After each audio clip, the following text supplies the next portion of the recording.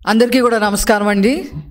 ఈ రాష్ట్రంలో అత్యంత అవినీతి పరుడైన జగన్మోహన్ రెడ్డి గారు 31 క్రిమినల్ కేసులు పెట్టించుకోవడమే కాకుండా లక్షల కోట్ల దోచేసిన వ్యక్తిగా 420 సీఎంగా గూగుల్లో కొడితే 420 సీఎంగా మనకి గూగుల్లో దర్శనమిచ్చే ఈ జగన్మోహన్ రెడ్డి గారు అత్యంత అవినీతి పరుడుగా ఆంధ్ర రాష్ట్రంలో ముద్రపడితే దానికి ఏ మాత్రం కూడా తగ్గకుండా ఈనాడు పెద్దిరెడ్డి రామచంద్రారెడ్డి గారి అవినీతి పుంకాలు పుంకాలుగా బయటికి వస్తూ ఉంది.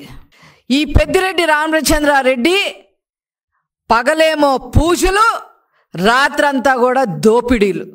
ఇది ఎక్కడ కూడా ఇలాంటి స్ప్లిట్ పర్సనాలిటీని మనం చూడం.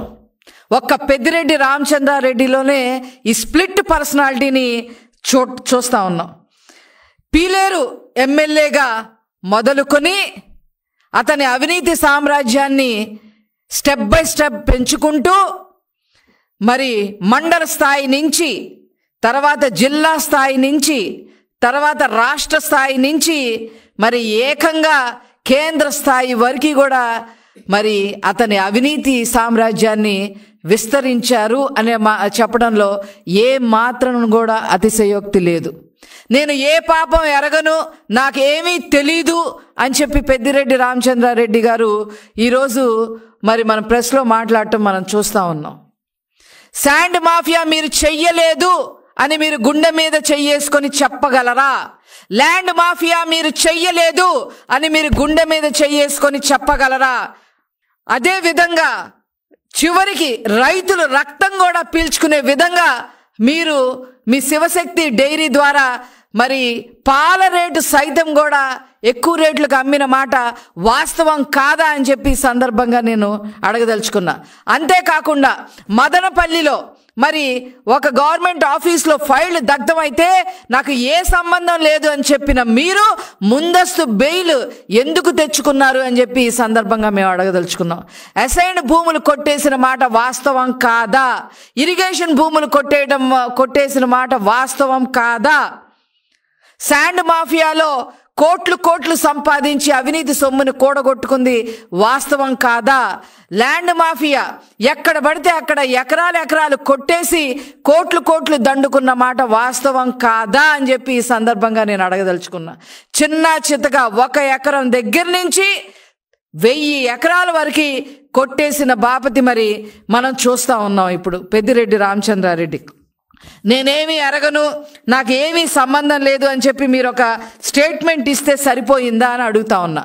మీ ఓటర్ లిస్ట్ కన్నా, మీ పుంగనూరు ఓటర్ లిస్ట్ కన్నా కూడా మీ అవినీతి పాపాల లిస్టే ఎక్కువగా ఉంది అనే విషయం మీరు గమనించారా అని చెప్పి ఈ సందర్భంగా నేను అడగదలుచుకున్నా.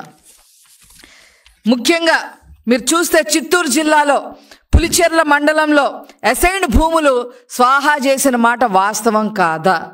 900 ఎకరాలు 982 ఎకరాల పైన మరి మీరు కబ్జా చేశారు అనేది మరి మీడియాలో వచ్చింది, అన్నిట్లో వచ్చింది.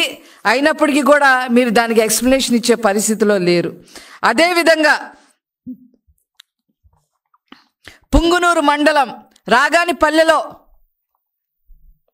భూములు కొట్టేసిన మాట వాస్తవం కాదా?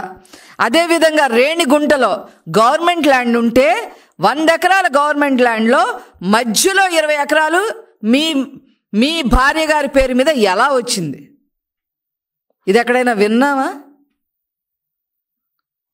రేణిగుంట ఎయిర్పోర్ట్ పక్కన 100 ఎకరాల గవర్నమెంట్ ల్యాండ్ ఉంటే మధ్యలో 20 ఎకరాలు మాత్రమే, 20 ఎకరాలు మీ భార్య పేరు మీద ఎలా వచ్చింది అని చెప్పి ఈ సందర్భంగా అడగదలుచుకున్నా. అలా ప్రభుత్వ భూములు కూడా మీరు కొట్టేసిన పరిస్థితి మనం చూస్తూ ఉన్నాం. అదేవిధంగా గవర్నమెంట్ పర్మిషన్లు లేకపోయినా ఎత్తిపోతల పథకాలని చెప్పి మొదలుపెట్టారు, ప్రాజెక్టులు మొదలుపెట్టారు.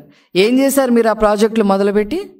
ముఖ్యంగా మరి ఆవులపల్లిలో కానీ, నేతిగుట్ల పల్లెల్లో కానీ ఆ విలేజెస్లో వాళ్ళని రాత్రి ఖాళీ చేయించేసి, అనధికారికంగా ఖాళీ చేయించి వాళ్ళ ఉసురు పోసుకున్న మాట వాస్తవం కాదా? ఇలా మీరు చేసినందుకు మరి నేషనల్ గ్రీన్ ట్రిబ్యునల్ మీకు 100 కోట్ల ఫైన్ వేసిన మాట వాస్తవం కాదా? చెప్పండి మీరు.